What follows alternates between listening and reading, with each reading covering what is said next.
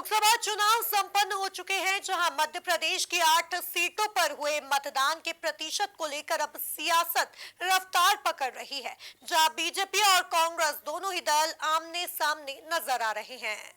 देखिए, जिस हिसाब से मतदान हुआ है, तो उस हिसाब से तो हम काफ़ी आशान्वित हैं कि कांग्रेस पार्टी के पक्ष में ही जो है यह मतदान हुआ है। जो उम्मीदवार थे, वह जनता की मांगों से सरोकार रखते थे।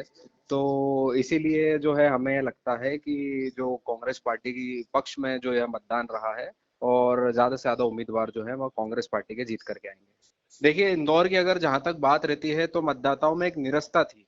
क्योंकि भारतीय जनता पार्टी ने जिस प्रकार से कुकृत्य किया था, कांग्रेस पार्टी के उम्मीदवार को अगवा कर लिया और कांग्रेस पार्टी के उम्मीदवार से उसका नामांकन जो है विड्रॉ करवा करके उससे भारतीय जनता पार्टी की सदस्यता दिलवा दी, जिसके कारण कांग्रेस पार्टी का कोई उम्मीदवार ही मैदान में नहीं था। तो एक निरस्ता जो थी वह पूरे मतदाताओं में थी।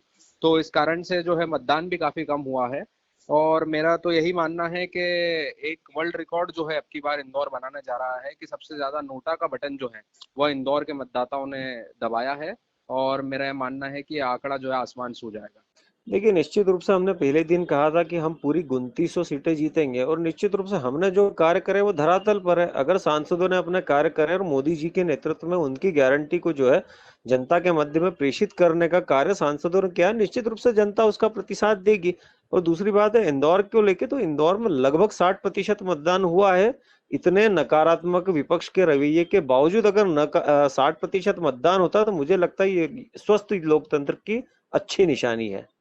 देखिए, मन के हारे है, मन के जीते जीत है। जो अपने कैंडिडेट्स तक खड़े नहीं कर पाते, धरातल पर आकर कार्य नहीं कर पाते, सिर्फ कुछ सामाजिक गणित के तहत अगर कांग्रेस ने कैंडिडेट्स उतारे, आज जो समय है वो पॉलिटिक्स ऑफ परफॉर्मेंस का है, पॉलिटिक्स ऑफ वोट बैंक का नहीं है।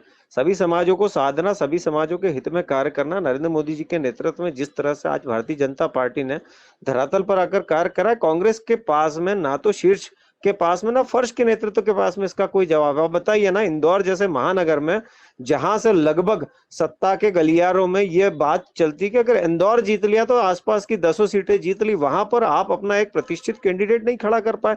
और उसके बाद में जो है नोटा की बात करना, इंदौर की जनता जो है सोटा दे चुकी है।